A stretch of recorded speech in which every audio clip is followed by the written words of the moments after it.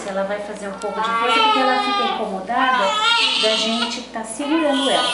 Biselzinho pra cima, tá? Introduz um pouco, vai ficar sufocando. Vamos lá. Ai, meu Deus, que dó.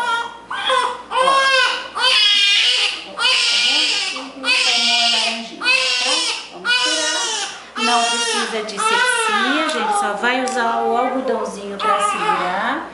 E essa laranjinha que a gente fala que vai criar, que vai reagir, vai criar ferida, todo aquele processo infeccioso. Alguns nenês fica bem feio e outros não.